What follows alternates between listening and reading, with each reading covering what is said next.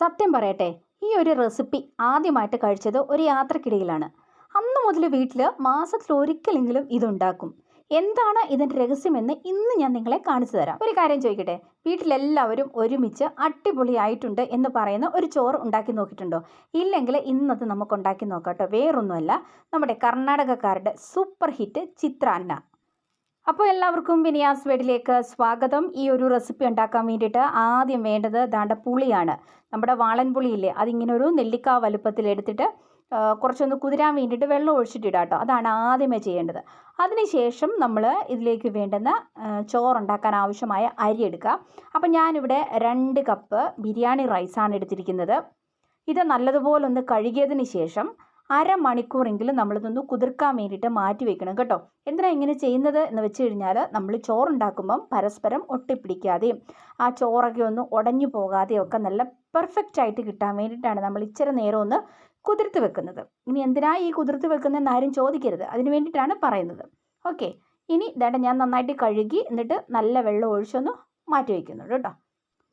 ഇനി നമ്മളിങ്ങനെ ചോറ് വെച്ച് ചോറ് വാർക്കുന്ന സമയത്ത് അതിലേക്ക് നിറച്ച് ഒരു സ്പൂൺ ഉപ്പ് ചേർത്ത് കൊടുക്കണം. എന്തിനാണെന്നറിയാമോ?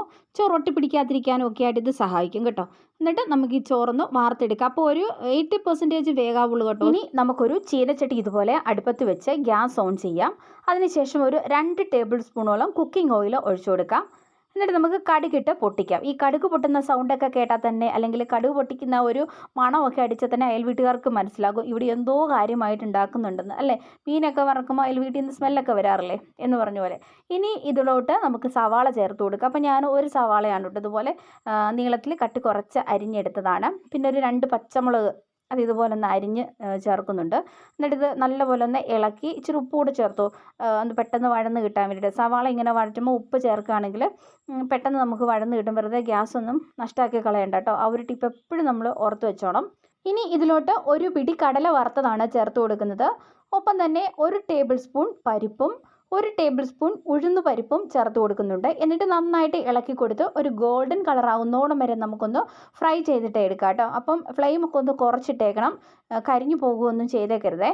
ഇനി കുറച്ച് കറിവേപ്പിലയും കൂടി ഇട്ട് കൊടുക്കാം കേട്ടോ. അതിനുശേഷം നമ്മൾ കുതിർക്കാൻ വെച്ചിരിക്കുന്ന പുളി എടുക്കുക. പുളി എടുത്ത് നല്ലപോലെ പിഴിഞ്ഞ് അതിൻ്റെ ആ ഒരു വെള്ളം ഇതിലേക്ക് ഒഴിച്ചു കൊടുക്കാം.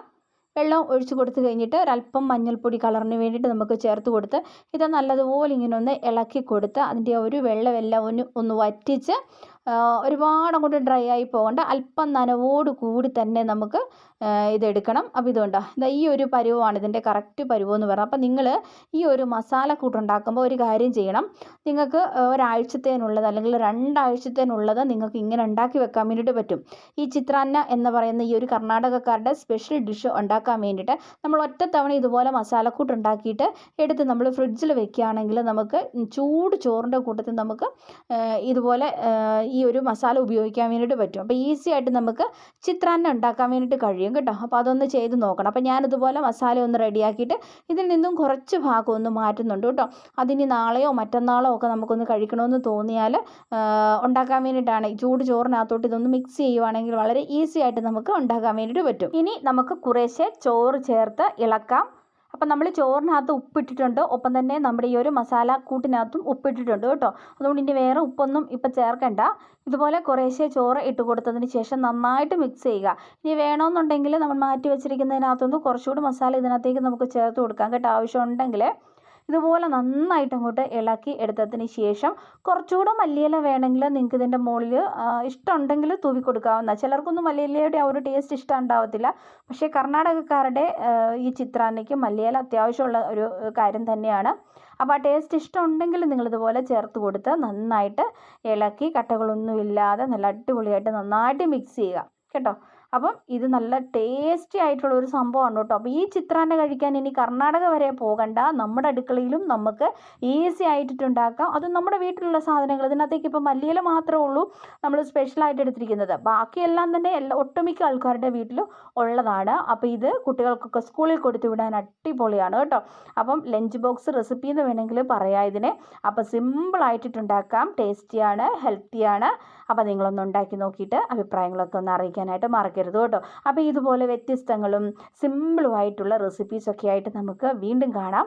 അപ്പം നിങ്ങളെല്ലാവരും ഈ ഒരു ചാനൽ ഒന്ന് സബ്സ്ക്രൈബ് ചെയ്യുക. പുതിയ ചാനലാണ്.